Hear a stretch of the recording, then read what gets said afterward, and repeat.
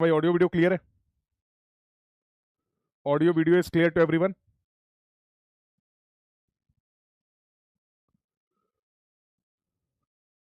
So how are you all, कैसे हैं आप सभी लोग?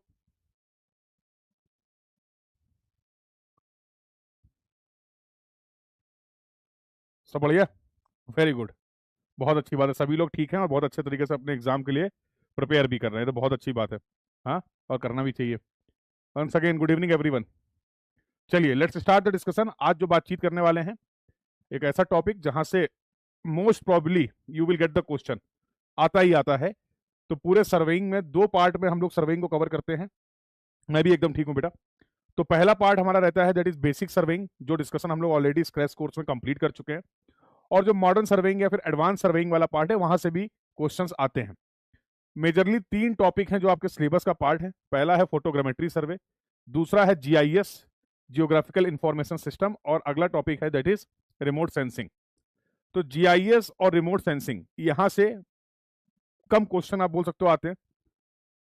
लेस क्वेश्चन एक्सपेक्टेशन जो है, प्रोबेबिलिटी जो है क्वेश्चंस की कम है, और थ्योरेटिकल क्वेश्चन पूछे जा सकते हैं। लेकिन यहां पर जो सबसे इंपॉर्टेंट टॉपिक आपका है दैट इज द फोटोग्रामेट्री सर्वे।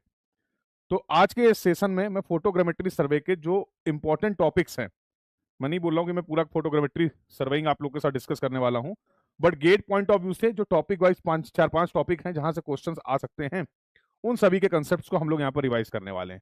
और बेसिक देखेंगे हम लोग जीआईएस का, और बेसिक अंडरस्टैंडिंग देखेंगे रिमोट सेंसिंग की। ठीक है, तो सबसे पहले स्टार्ट करते हैं फोटोग्रामेट्री सर्वे। देखो यार, फोटोग्रामेट्री सर्वे में सबसे पहला और सबसे ज्यादा इंपॉर्टेंट जो टॉपिक है that is the scale of vertical photograph. अगर आपने रेगुलर क्लासेस अटेंड कर रखी तो you must have studied some basic terminology. कुछ बेसिक टर्मिनोलॉजी भी हम लोग कंप्लीट करते हैं। इंपॉर्टेंट टॉपिक है that is the scale of vertical photograph. देखो स्केल का जो बेसिक कंसेप्ट हम लोगों ने बेसिक सर्वेइंग में पढ़ रखा है कि सर स्केल को यूज करते हैं हम लोग, कैसे डिफाइन करते हैं? Sir scale can be defined as the map distance upon ground distance.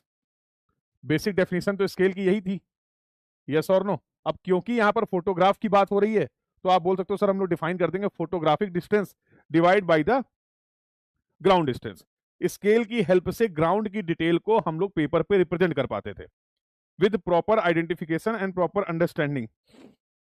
So scale का यूज क्या था कि सर बिना अगर स्केल डिफाइन नहीं करेंगे तो ग्राउंड की डिटेल जो है उसको पेपर में रिप्रेजेंट करना हमारे लिए प्रैक्टिकली क्या हो जाएगा, डिफिकल्ट हो जाएगा। इसलिए स्केल का हम लोग यूज करते थे। अब वर्टिकल फोटोग्राफ क्या होती थी कि sir vertical photograph is the orthographic projection.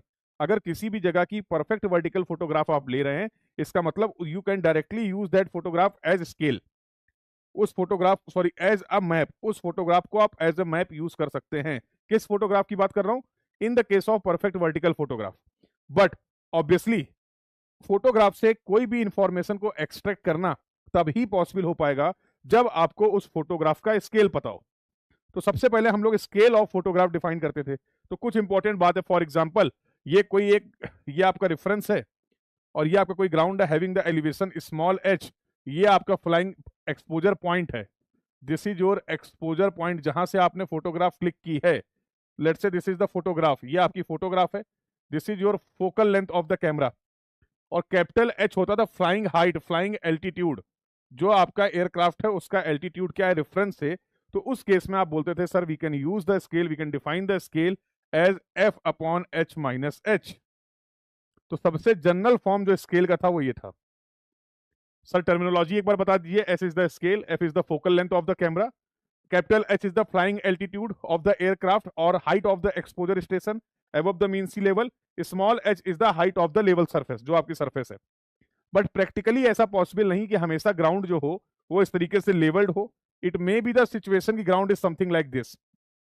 मतलब जितने भी ग्राउंड के पॉइंट हैं सबके एलिवेशन सेम नहीं है। Let's say this is H1, this is H2, this is H3 and so on.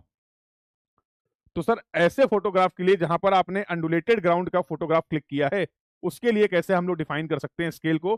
तो यहां से दूसरा डिस्कशन निकल के आता था that is the, as you can see, ये मैंने बेसिक आपको बता दिया है। और दूसरा डिस्कशन निकल के आता था that is the average scale. Average scale का कंसेप्ट क्या था कि अगर ग्राउंड की प्रोफाइल कुछ इस तरीके से है, दिस इज योर रेफरेंस और datum, let's say this height is H1, this height is H2, this height is H3, this height is H4। और अगर ऐसी सिचुएशन में जो फोटोग्राफ है उसका स्केल मुझे डिफाइन करना है, तो what I will do, I will take the average of all the heights और इसके बेसिस पे मैं एक एवरेज स्केल डिफाइन कर पा रहा था। तो this is your H average and this is nothing but you can write this is as H1 plus H2 plus H3 plus H4/4। Yes और नो? तो जो अभी आपने टर्म देखा S is equal to F upon F H minus H, अब यहां पर H की जगह हम लोग क्या यूज कर लेंगे? तो ऐसा करते ही अब हम लोग डिफाइन कर सकते हैं एवरेज स्केल। तो किसी एक पर्टिकुलर पॉइंट की बात हो रही है, किसी एक एलिवेशन की बात हो रही है, for that we will use S is equal to F upon H minus H। और अगर मल्टीपल हाइट्स हैं तो उसके लिए हम लोग एवरेज स्केल भी डिफाइन कर सकते हैं। देखो एवरेज स्केल का सवाल गेट में आया नहीं है जहां तक मुझे याद आ रहा है, तो ये इंपॉर्टेंट होता है, यहां से सवाल बन सकता है। अगला स्केल आपने डिफाइन किया था जिसको आप बोलते थे डेटम स्केल। एक स्केल आपने डिफाइन किया था डेटम स्केल, समझ लो इसका कंसेप्ट क्या था। तो फॉर एग्जाम्पल ये कोई ग्राउंड है, ये आपका क्या है, दिस इज योर रेफरेंस और डेटम।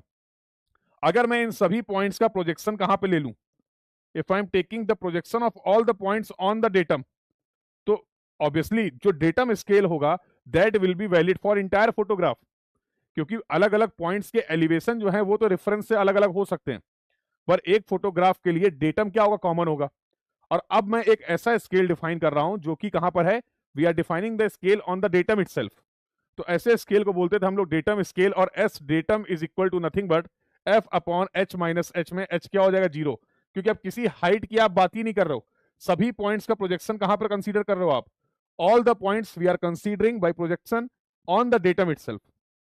तो यहां पर जो स्केल हम लोग डिफाइन करते थे, ऐसे स्केल को हम लोग बोलते थे डेटम स्केल। तो ये अगर ये 0 हो जाएगा तो S datum will be equal to nothing but F upon capital H। ये तीनों स्केल क्लियर है? चैट बॉक्स में बता दो हाँ या ना। स्केल, एवरेज स्केल और datum scale, scale, average scale और डेटम स्केल सभी को क्लियर है? यस और no? Everyone confirm in the chat box. और यहां तक के डिस्कशन में अगर किसी को कोई डाउट है, कोई क्वेरी है, तो you can ask your doubt, you can ask your query. सब कुछ गिवन होगा आपको। Focal length of the camera will be given to you, flying altitude capital H will be given to you, point का elevation will be given to you, simply they will ask about the scale. ध्यान किस बात का रखना है, जब कभी भी स्केल का ध्यान, स्केल को कैलकुलेट करेंगे, take proper care of units. और अच्छा रहेगा, बेटर रहेगा अगर हम लोग स्केल को RF के फॉर्म में रिप्रेजेंट करें। तो RF के फॉर्म में यूनिट का कलेश नहीं रहता है, RF के फॉर्म में there will be no problem associated और रिलेटेड विद द यूनिट्स। तो it will be always better to represent the scale in the RF form. Clear to everyone? एक बार सभी लोग कंफर्म कर देंगे एक बार सभी लोग कंफर्म कर देंगे the discussion till now is clear to everyone? Any doubt to anyone? ये 3 स्केल जो मैंने डिस्कस किए, for a point having the elevation small h or a ground, you can say, for different points having the different elevation we have defined the average scale, and for entire photograph we have defined the datum scale। पूरी photograph के लिए हम लोगों ने datum scale को define किया है। Clear है सभी को? बोलो भाई, all clear? No doubt? Very good. अगला इंपॉर्टेंट, ये पहला टॉपिक था फोटोग्रामेट्री में जो आपने अभी पढ़ा। दूसरा टॉपिक है रिलीफ डिस्प्लेसमेंट, ये भी बहुत इंपॉर्टेंट है। देखो रिलीफ डिस्प्लेसमेंट से theoretical as well as numerical दोनों तरीके के प्रॉब्लम बन सकते हैं। तो समझते हैं रिलीफ डिस्प्लेसमेंट होता क्या है और रिलीफ डिस्प्लेसमेंट का यूज क्या है। देखो तो आपको बेसिक कंसेप्ट पता है। For example if this is the tower, अगर एक कोई टावर है मान लो जिसकी हाइट है स्मॉल h, अगर मैं इसकी वर्टिकल फोटोग्राफ लेता हूं तो let's say this is the top of the tower, ये आपके टावर का टॉप है, and this is the bottom, T and B point, this is your exposure station, this is your photograph. तो आपको देखने को मिलेगा कि if we are taking the photograph, और उस फोटोग्राफ में, लेट मी करेक्ट, इसको थोड़ा सही से बना देता हूं टू अवॉइड द कंफ्यूजन। क्या करते हैं, ये टावर ले लिया, ये O ले लिया, और यहां से ये फोटोग्राफ क्लिक किया, this is the top, this is the bottom, यहां पर कहीं फोटोग्राफ मिल रहा है, दिस इज योर फोटोग्राफ। कहां पर मिलेगा सर, फोकल लेंथ F। अब देखो टॉप के करस्पॉन्डिंग ये मिल रहा है स्मॉल t और ये मिल रहा है स्मॉल b। अगर मैं यहां से एक परपेंडिकुलर ड्रॉप करता हूं जिसको मैं बोलता हूं प्रिंसिपल पॉइंट, और स्मॉल k से रिप्रेजेंट करते हैं हम लोग फोटोग्राफिक प्रिंसिपल पॉइंट। अब रिलीफ डिस्प्लेसमेंट का कंसेप्ट बोलता क्या समझो, क्योंकि ये टावर है जिसकी हाइट h है, the height of this tower is let's say small h। अगर मैं परफेक्ट वर्टिकल फोटोग्राफ की बात कर रहा हूं तो in a perfect vertical photograph this capital T point and capital B point should be represented by a single point on the photograph. Do you agree on this point, yes or no?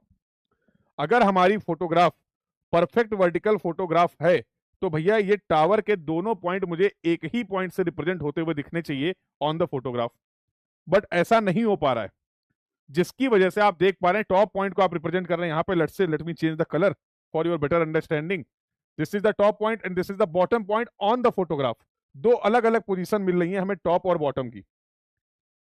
तो अगर मैं इनसे principal point जो मैंने define किया, अगर मैं यहां से रेडियल डिस्टेंस डिफाइन करूं, तो लेट्स से इसकी डिस्टेंस को मैंने आर बोल दिया और इसकी डिस्टेंस को आर नॉट बोल दिया। तो what is the relief displacement? Generally it will B represented by small D, और ये कुछ और नहीं होता है, ये रेडियल डिस्टेंसेस का जो डिफरेंस है on the photograph, it is your relief displacement.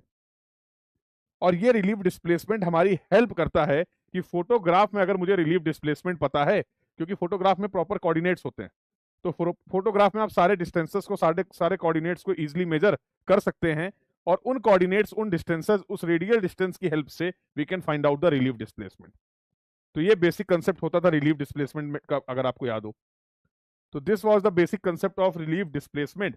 तो फॉर्मूले भी हम लोगों ने ऑलरेडी डिराइव कर रखे, देखो नोटेशन सभी आपको पता ही है, नोटेशन सभी को पता है। D is the relief displacement, H is the height of the object, flying height capital H हो गया, और रेडियल डिस्टेंस हो गया top, that is H are.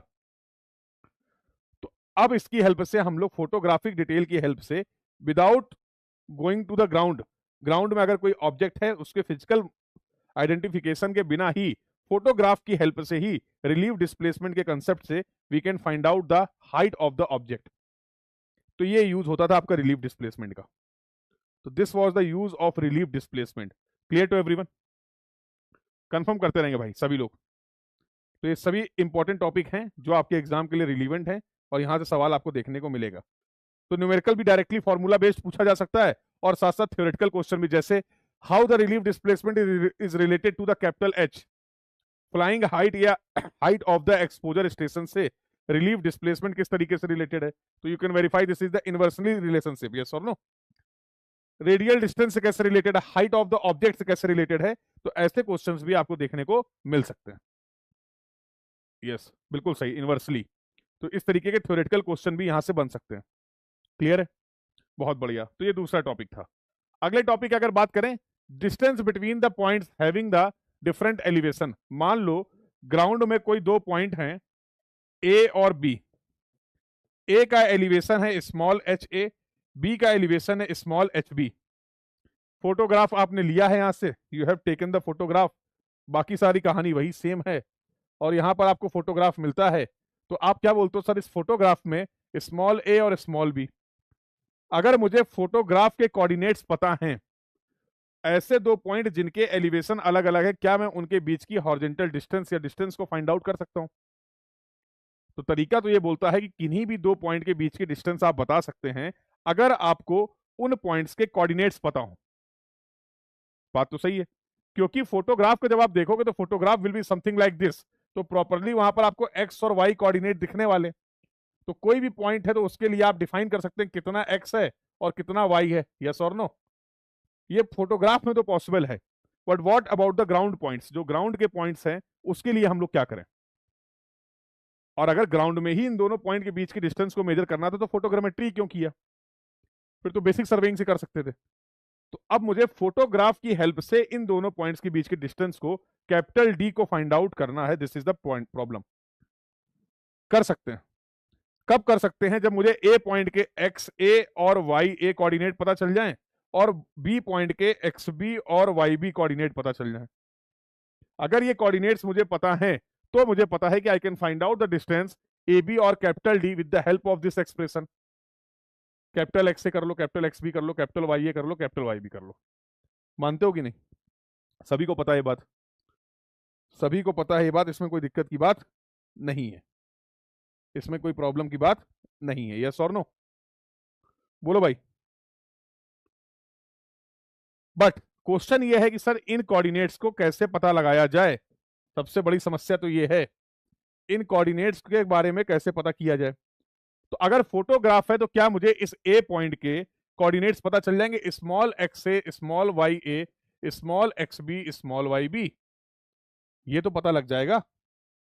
Photograph available है, पॉइंट उसमें दिख रहे हैं, small X A, small Y A, small X B, small Y B define किया जा सकता है, यस और no?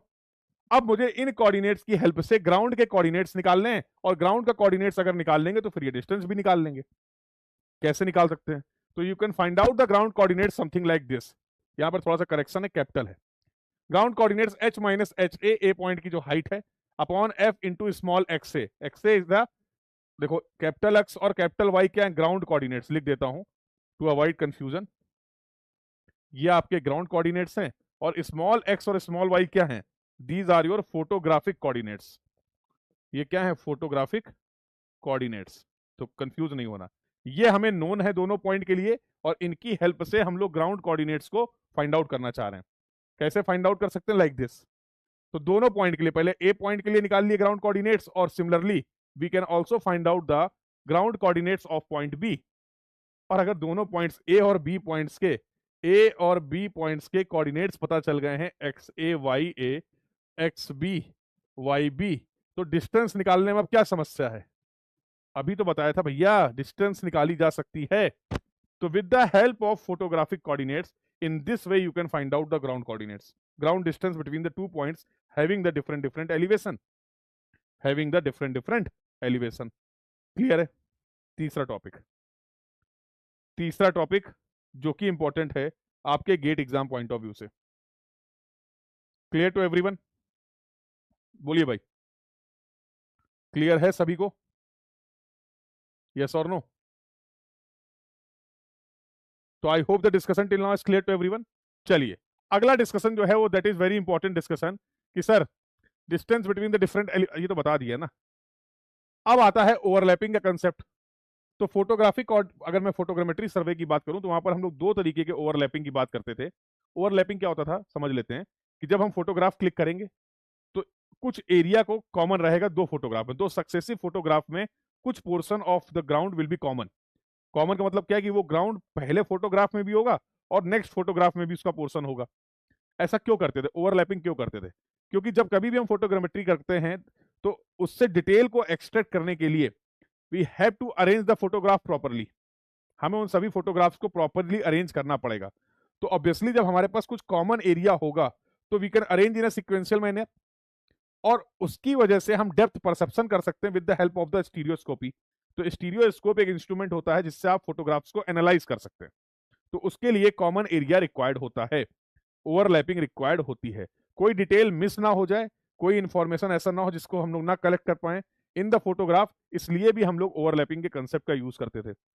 Direction of flight line में जो आप ओवरलैपिंग कर रहे हैं, या लॉन्गिट्यूडनल डायरेक्शन में जो फोटोग्राफ्स में हम लोग ओवरलैप प्रोवाइड कर रहे हैं, उसको हम लोग बोलते थे लॉन्गिट्यूडनल ओवरलैप। और एजेस में जो आप ओवरलैपिंग प्रोवाइड कर रहे हैं, लेटरल डायरेक्शन में जो आप ओवरलैपिंग प्रोवाइड कर रहे हैं, उसको हम लोग बोलते थे साइड ओवरलैप। तो दो तरीके की ओवरलैपिंग आपको कंप्लीट करनी। डायग्राम की हेल्प से अगर आप समझना चाहो तो फॉर एग्जांपल ये एक ग्राउंड है। अब जाहिर सी बात इसको एक फोटोग्राफ से तो कवर नहीं कर सकते, तो मान लो ये अपनी डिफरेंट डिफरेंट क्या है, these are the flight lines. आपने बोला sir aircraft will move like this, पहले एयरक्राफ्ट यहां पर मूव करेगा।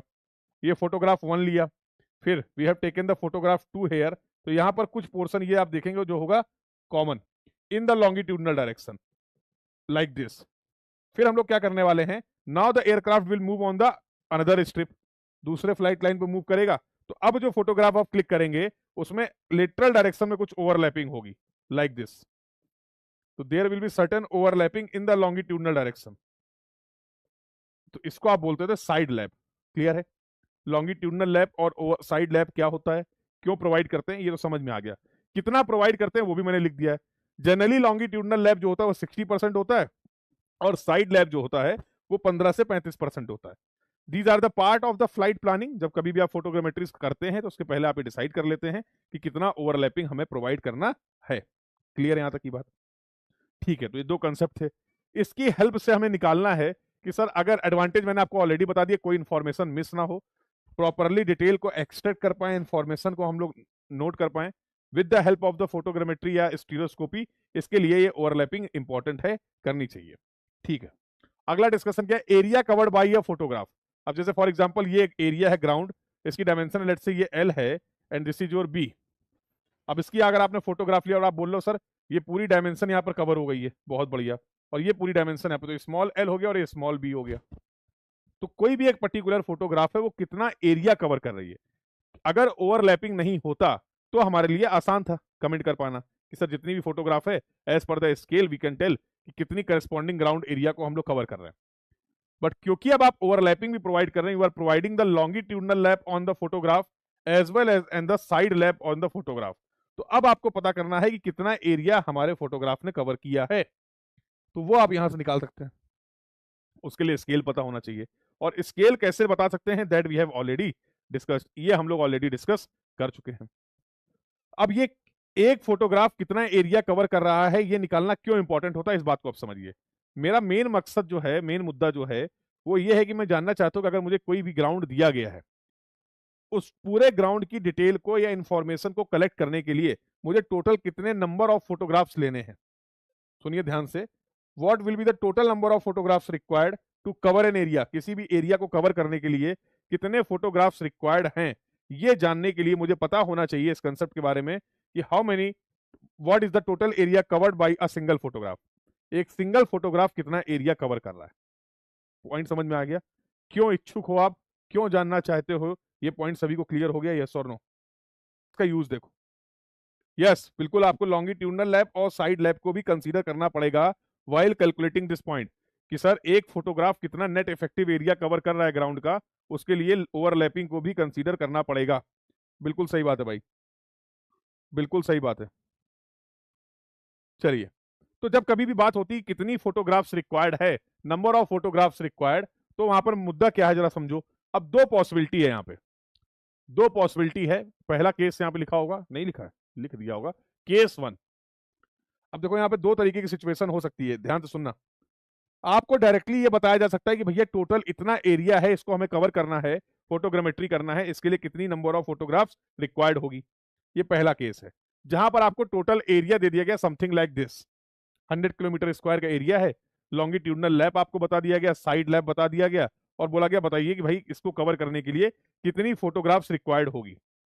तो इसके लिए क्या बेसिक कंसेप्ट हम लोग यूज कर सकते हैं, ऐसी सिचुएशन में क्या बेसिक कंसेप्ट हम लोग यूज कर सकते हैं, बताइए भाई।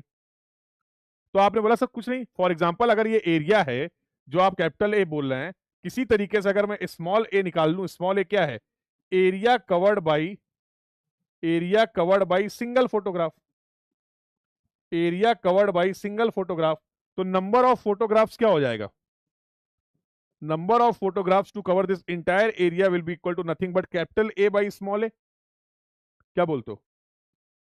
अरे सिंपल सी बात है, अगर बोलो आप कि सर एक एरिया है 100 किलोमीटर स्क्वायर का, उसको कवर करने के लिए कितनी फोटोग्राफ्स रिक्वायर्ड हैं, तो मैंने आपको बोला कि जो हमारी एक फोटोग्राफ है वो 1 किलोमीटर स्क्वायर का एरिया कवर करेगी। The one photograph is covering the area of 1 kilometre square. Total area जो है ग्राउंड एरिया वो 100 किलोमीटर स्क्वायर है। उस केस में कितनी नंबर ऑफ फोटोग्राफ्स रिक्वायर्ड होगी, 100 divide by 1, 100 photographs are required. It's very simple. हाँ भाई, तो मुद्दा ये आता है कि सर अब हम ये कैसे पता लगाएं कि एक फोटोग्राफ कितना एरिया कवर करेगा। ठीक है, ये भी बता देते हैं। तो अगर कोई फोटोग्राफ है, अगर कोई फोटोग्राफ है तो उसकी भी तो डायमेंशन होगी। लेट्स से ये स्मॉल एल हो गया और स्मॉल डब्ल्यू हो गया, ये कैपिटल एल हो गया और ये कैपिटल डब्ल्यू हो गया। तो तुम्हें नहीं लगता है स्मॉल ए जो होगा nothing but capital L into capital W, capital L into capital W इसके बराबर होगा, यस और नो? बता देना भाई, कहीं कोई डाउट हो तो एक बार बता जरूर देना मुझे। कहीं कोई डाउट हो, कहीं कोई क्वेरी हो तो you can ask your doubt, you can ask your query without any problem. Clear है? तो अब मुद्दा है कि एल और डब्ल्यू कैसे निकालें, by considering the overlapping also, हमें ओवरलैपिंग को भी कंसीडर करते हुए चलना है। निकाल सकते हैं भाई, इतना बड़ा प्रॉब्लम थोड़ा है, कोई प्रॉब्लम की बात नहीं है। देखोगे कैसे निकालें? तो कैपिटल एल हम लोग निकाल सकते हैं, that will be equal to 1 minus longitudinal lap, ये डायरेक्शन अगर फ्लाइट की है, स्केल क्या है, into small L, length of the photograph, length of the photograph. Can be write like this बेटा? और अगर ऐसा लिखा जा सकता है तो what will be the value of capital W?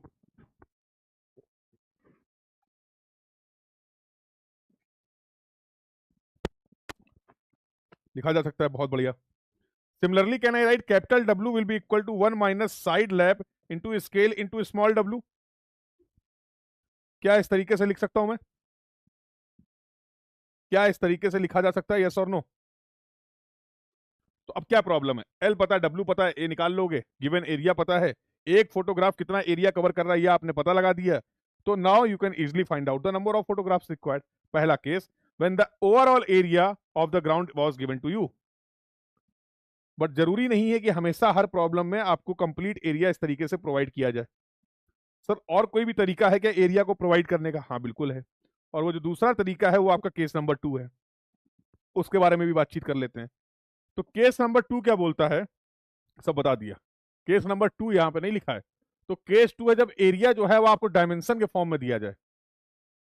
अब ओवरऑल एरिया नहीं गिवन है, वो बोलेगा 10 किलोमीटर बाई 10 किलोमीटर का एरिया एक ग्राउंड है, 10 किलोमीटर बाई 10 किलोमीटर का ग्राउंड है, तो इसको कवर करने के लिए टोटल नंबर ऑफ फोटोग्राफ्स कितनी होगी।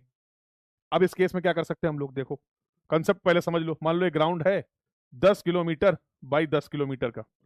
अब ऑब्वियसली इतने बड़े ग्राउंड को हम लोग सिंगल फोटोग्राफ्स में तो नहीं कवर कर पाएंगे फोटोग्राफ में। तो आपने बोला सर इसके लिए मुझे मल्टीपल फोटोग्राफ्स लेनी पड़ेंगी, ले लो। तो हम लोगों ने क्या करा, इस पूरे एरिया को नंबर ऑफ स्ट्रिप्स में डिवाइड कर दिया, जिसको स्ट्रिप्स बोल सकते हो आप, फ्लाइट लाइन बोल सकते हो। अब क्या करेंगे, हर स्ट्रिप में कुछ फोटोग्राफ्स लेंगे, हर स्ट्रिप में कुछ फोटोग्राफ लेंगे और इस तरीके से पूरे एरिया को कवर कर लेंगे।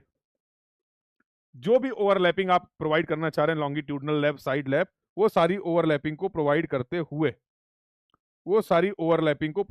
हुए, in this way we can divide the entire area into the number of strips, और हर स्ट्रिप्स में कुछ फोटोग्राफ लेके इस तरीके से हम लोग पूरे एरिया को कवर कर सकते हैं। यस और नो? तो जब डायमेंशन गिवन हो तो हम लोग कंसेप्ट क्या यूज करने वाले हैं, total number of photographs will be equal to n1 into n2। Total number of photographs required in this case will be equal to n1 into n2।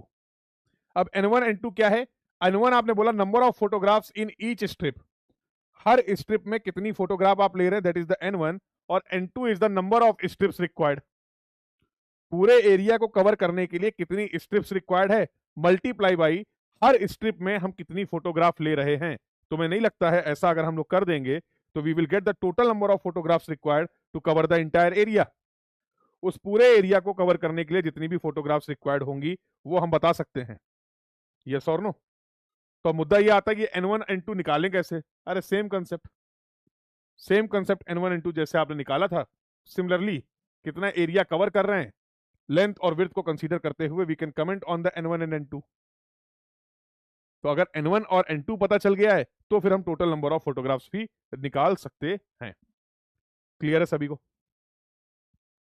बोलिए बेटा, कंफर्म करिए सभी लोग को क्लियर है? तो ये दोनों केस इंपॉर्टेंट हैं और यहां से दो दो नंबर के सवाल देखने को मिलते हैं। कोई भी केस पूछा जा सकता है।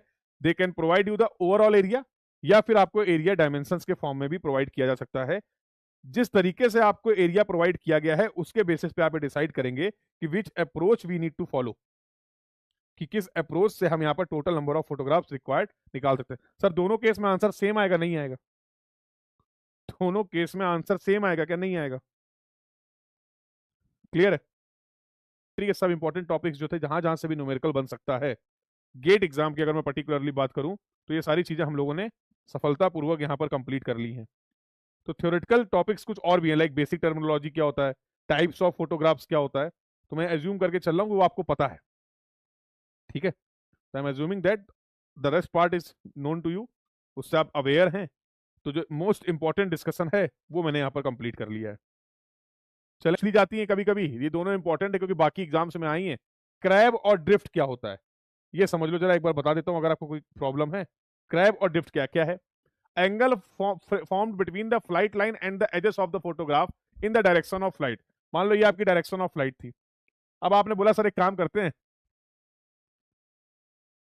करते हैं, फोटोग्राफ्स ले रहे थे आप, अब फोटोग्राफ्स कुछ इस तरीके से आ रही हैं, you are taking the photographs like this. तो आपको नहीं लगता है इनके एजेस और फ्लाइट लाइन के बीच में कोई एंगल बन रहा है? इस कंसेप्ट को हम लोग क्या बोलते हैं, क्रैब।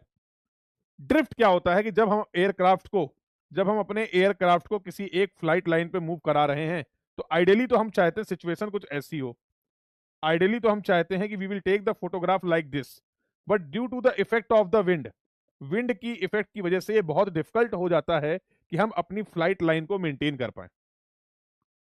जिसकी वजह से क्या हो रहा है, ये क्या कर रहा है, we are taking the photograph something like this, हम एक्चुअल में कुछ इस तरीके की फोटोग्राफ ले रहे हैं, और this concept is known as the drift. तो थ्योरेटिकली ये अलग अलग, स्पेशली अगर बात करें तो ऐसे क्वेश्चन ईएससी में आए हुए हैं, तो जिसकी वजह से मुझे लगा कि दो टॉपिक आपको, दो टर्म और पता होने चाहिए। क्लियर है भाई? क्लियर है? चलिए, तो अब आते हैं अगले डिस्कशन में, और अगला डिस्कशन क्या है? Geographical information system. ये कोई इंस्ट्रूमेंट नहीं है, बहुत ध्यान से सुनना है, इसको हम लोग कंप्लीट करेंगे क्विकली। क्या क्या पूछा जा सकता है? तो GIS is the geographical information system. जितनी भी जियोग्राफिकल इंफॉर्मेशन है, उस इंफॉर्मेशन को से रिलेटेड जो कुछ भी आप कर सकते हो। क्या क्या कर सकते हो? जो भी जियोग्राफिकल इंफॉर्मेशन सिस्टम, हम उसको कलेक्ट कर सकते हैं, हम उसको मैनेज कर सकते हैं, हम उसको प्रोसेस कर सकते हैं, हम उसको क्या कर सकते हैं? मॉडिफाई कर सकते हैं, स्टोर कर सकते हैं। अलग अलग रिक्वायरमेंट के हिसाब से, अलग अलग यूज के हिसाब से हम उस इंफॉर्मेशन से कुछ नई इंफॉर्मेशन को प्रोड्यूस भी कर सकते हैं। तो ये जो पूरा तंत्र है, ये जो पूरा सिस्टम है, ये जियोग्राफिकल इंफॉर्मेशन को मैनेज करने का, इसी को बोलते हैं जीआईएस। इसी को बोलते हैं GIS.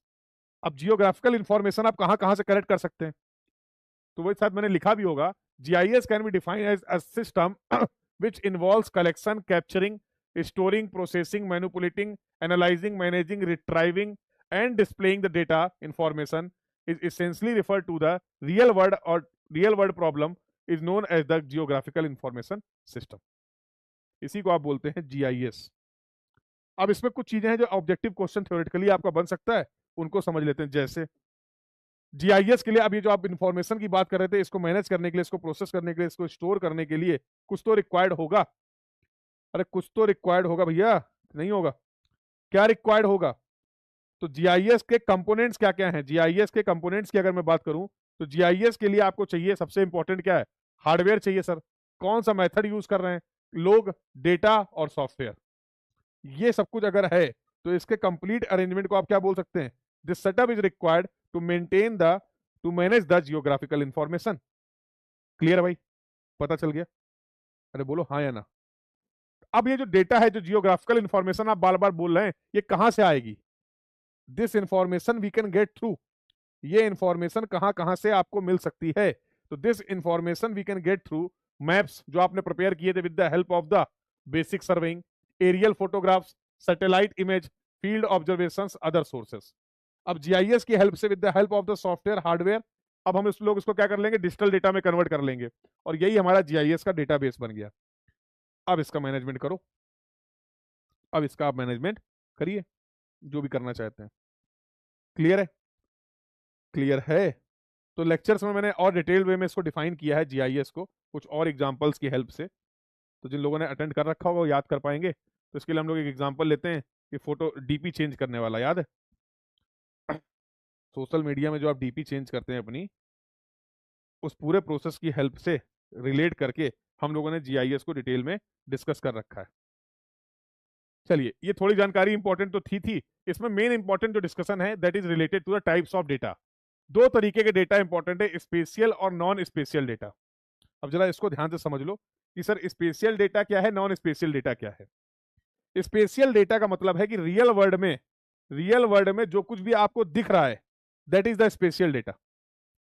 That is the spatial data. अगर आप आसपास देख रहे हैं तो बिल्डिंग्स दिख रहे हैं, प्लांट्स दिख रहे हैं, यही तो दिख रहा है, ट्री दिख रहा है, रोड्स दिख रही हैं, पहाड़ी इलाके में हो तो हिल दिख रहे हैं, रिवर दिख रहा है, पॉन्ड दिख रहा है।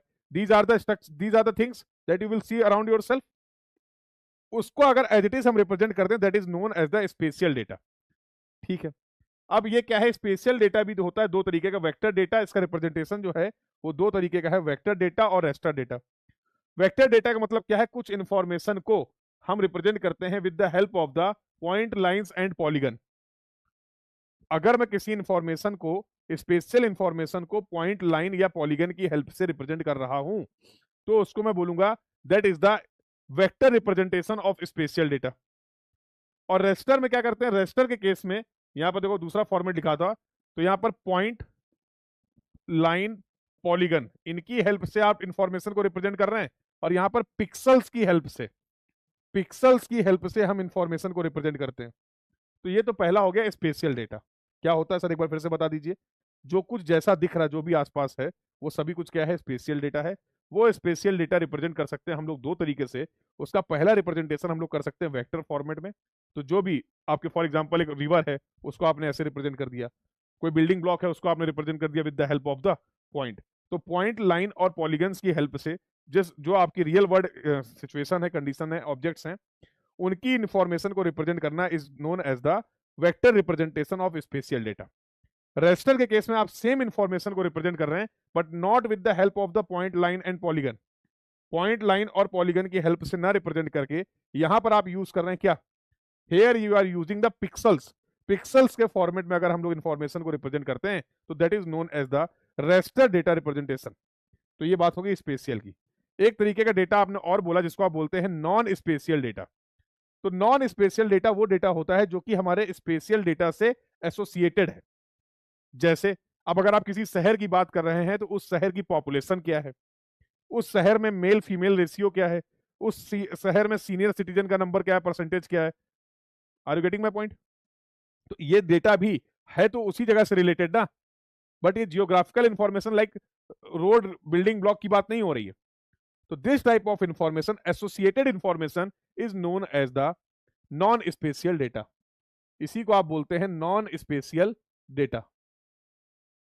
ये देखो पॉपुलेशन एग्जांपल मैंने आपको बताया।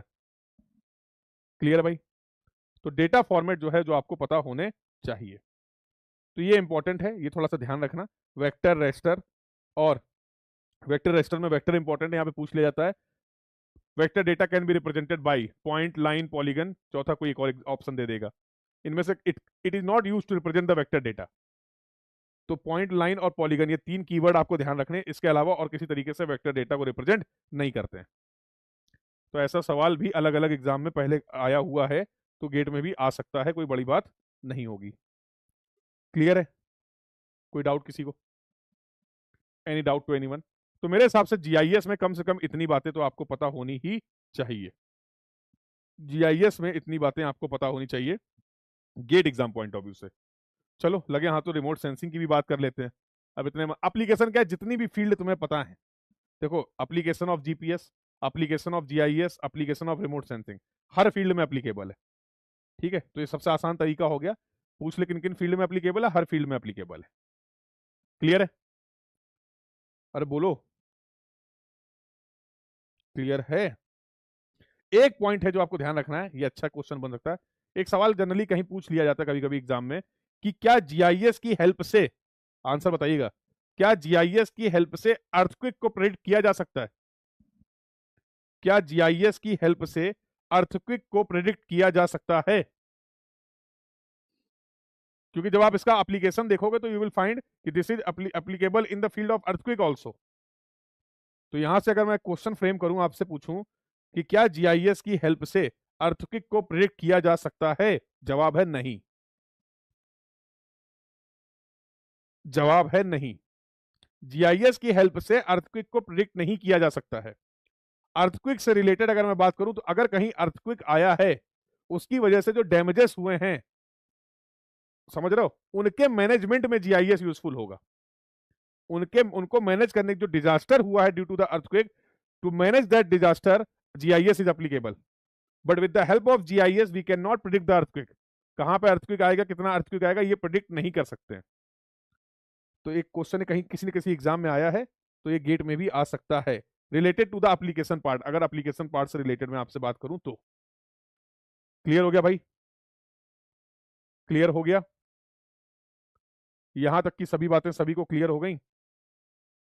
बोलो, यहां तक की सभी बातें सभी को क्लियर हैं? तो चलिए लास्ट टॉपिक की बात कर लेते हैं, और लास्ट टॉपिक है सर रिमोट सेंसिंग। किसी भी ऑब्जेक्ट की इंफॉर्मेशन को कलेक्ट करना without establishing a physical contact. बिना फिजिकल कॉन्टेक्ट के उस ऑब्जेक्ट की इंफॉर्मेशन का कलेक्शन, डेटा का collection is known as the remote sensing. Simple सी बात है।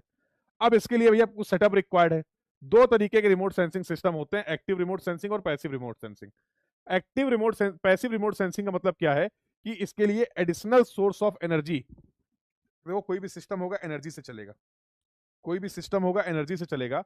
तो पैसिव रिमोट सेंसिंग सिस्टम क्या करता है, जो सराउंडिंग एनर्जी है लाइक सन की एनर्जी को यूज कर लेता है इन ऑब्जेक्ट्स के आइडेंटिफिकेशन के लिए। एक्टिव रिमोट सेंसिंग सिस्टम में क्या होता है, इस सिस्टम में जो हमारे सैटेलाइट्स होते हैं उनके पास खुद का सोर्स ऑफ एनर्जी भी होता है। If the satellites are having the own source of energy, तो उसको हम लोग बोलते हैं एक्टिव रिमोट सेंसिंग सिस्टम। तो आई होप एक्टिव और पैसिव का गेम क्लियर हो गया। आई होप एक्टिव और पैसिव का गेम क्लियर हो गया, यस और नो? बोलो भाई। तो यहाँ पे डायग्राम में भी आपको समझ में आ जाएगा, एक डायग्राम होगा, ये देखो ये डायग्राम। तो यहाँ पर सन की एनर्जी को यूज कर लिया सेंसर ने, तो इसको बोल दिया आपने पैसिव। एक्टिव वाले के पास अपना सोर्स ऑफ एनर्जी भी है। क्लियर है? और एक क्वेश्चन यहां से फ्रेम हो सकता है related to the ideal remote sensing system. एक आइडियल रिमोट सेंसिंग सिस्टम के क्या क्या कंपोनेंट हैं? तो होता क्या है देखो, अब ये फॉर एग्जांपल सन है, अब इसका रेडिएशन जो हो रहा है वो हर अलग अलग ऑब्जेक्ट पे हो रहा है। ये आपकी बिल्डिंग्स हैं, रोड्स हैं, सॉइल है, ग्रास है, वाटर है, फॉरेस्ट है, इन सब की कैरेक्टरिस्टिक्स अलग अलग है। ये जो रेडिएशन आ रहा है, इस रेडिएशन को एब्जॉर्ब करेंगे और रिफ्लेक्ट करेंगे, वो डिपेंड करता है इसकी कैरेक्टरिस्टिक्स क्या है। कुछ एब्जॉर्ब कर लिया रेडिएशन और कुछ क्या कर दिया इन्होंने, वापस से रिफ्लेक्ट कर दिया। ये जो रिफ्लेक्टेड एनर्जी है, it will be collected by the centre sensor, जो कि सैटेलाइट पे आपने लगा रखा है। अब ये सैटेलाइट इस इंफॉर्मेशन के बेसिस पे ये जज करेगा, ये आपको बताएगा कि क्या क्या ये ऑब्जेक्ट हैं। ये पूरा कहानी हो रही है। तो अगर एक आइडियल रिमोट सेंसिंग सिस्टम की बात की जाए तो क्या क्या होना चाहिए? तो भैया एक तो ऐसा सोर्स ऑफ एनर्जी हो जो कंटिन्यू आपकी सेवा में तत्पर रहे। There should be a uniform source of energy. दूसरा क्या है? Non interfering atmosphere. जब ये इमिशन हो रहा है और इन ऑब्जेक्ट्स तक जो भी रेडिएशन हमारा जा रहा है, उसमें एटमॉस्फेयर का इन्वॉल्वमेंट जीरो होना चाहिए, और ऐसा होगा नहीं, कुछ ना कुछ तो इन्वॉल्वमेंट होगा ही ना। और इसीलिए आप इसको बोल लो कि अगर आइडियल रिमोट सेंसिंग हो सिस्टम तो उसकी क्या रिक्वायरमेंट है। तो practically this atmosphere will interfere, ये इंटरफेयर करेगा।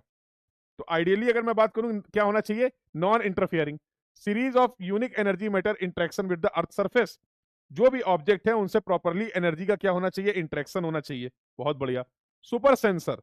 अब ये जो रेडिएशन रिफ्लेक्ट हो रहा है, यहां पर कुछ भी इंफॉर्मेशन मिस नहीं होनी चाहिए। तो the sensor should be effectively collect all the relevant information. यहां पर कुछ भी इंफॉर्मेशन आप मिस कर दोगे तो ऑब्वियसली इसी रेडिएशन जो रिफ्लेक्टेड एनर्जी है, उसी के बेसिस पे तो आप चीजों को आइडेंटिफाई कर रहे हैं, उसी के बेसिस पे तो आप चीजों की डिटेल्स को कलेक्ट कर रहे हैं। तो yes, there should be super sensor, मतलब कोई भी इंफॉर्मेशन मिस ना हो, ये भी आपकी रिक्वायरमेंट है। एक आइडियल सुपर सेंसर होना चाहिए। Real time data handling. Information मिला, ग्राउंड स्टेशन में भेजो तुरंत, ताकि उस इंफॉर्मेशन को प्रोसेस किया जा सके। किसके लिए? अलग अलग यूजर्स के लिए। अब डिफेंस में यूज है तो डिफेंस पर्पज से आप उस इंफॉर्मेशन को प्रोसेस करिए। एग्रीकल्चर की फील्ड में आप बात करना चाह रहे हैं तो दैट पॉइंट ऑफ व्यू से आप उसको क्या कर सकते हैं? प्रोसेस कर सकते हैं। तो these are the basic term related to the remote sensing. देखो बहुत बड़े बड़े टॉपिक हैं, बट गेट में अगर आप देखोगे, specially in the case of civil engineering, तो इतने से काम चल रहा है, अच्छे से चल रहा है। हाँ, जिसको बहुत ज्यादा मॉडर्न सर्वेइंग में इंटरेस्ट है कि सर हमें तो जीपीएस, जीआईएस, रिमोट सेंसिंग, हाँ, इस पे तो बिल्कुल मजा ही आ गया है, तो इस पे हमें और ज्यादा अच्छे से पढ़ाई करनी, इसको और एक्सप्लोर करना है, तो गेट ने आपके लिए एक पेपर और स्टार्ट कर दिया है। तो जैसे अभी आप लोग गेट जा रहे हैं किससे? सिविल इंजीनियरिंग से देने, ऐसे ही गेट आप अपीयर कर सकते हैं जीई से, जियोमेटिक्स इंजीनियरिंग। क्या है ये? जियोमेटिक इंजीनियरिंग। तो यहाँ पर आपका जो जीपीएस जीआईएस, रिमोट सेंसिंग, ये सबका एक्सटेंडेड और एडवांस वर्जन आपको देखने को और पढ़ने को मिलता है। यस, तो सिविल इंजीनियरिंग स्टूडेंट इसके लिए भी एलिजिबल हैं। Civil engineering students are also eligible for this too. Clear है भाई? I hope the discussion is clear to everyone. In this way we have successfully completed our course. ये जो हमारा crash course था सर्वेइंग का, GATE point of view से, वो हम लोगों ने कंप्लीट कर लिया है। तो we have discussed all the important and major concepts of the surveying, जो आपके गेट के लिए रिलीवेंट हैं और इंपॉर्टेंट हैं। तो I hope you all have enjoyed the session, और सभी लोगों ने बहुत अच्छे तरीके से इन कंसेप्ट्स को रिवाइज किया। ज्यादा से ज्यादा क्वेश्चंस को प्रैक्टिस करिए और ज्यादा से ज्यादा टेस्ट सीरीज को अटेम्प्ट करिए और एनालाइज करिए। So best wishes for your exam. This was all about for this course. Thank you everyone, keep learning. Thank you.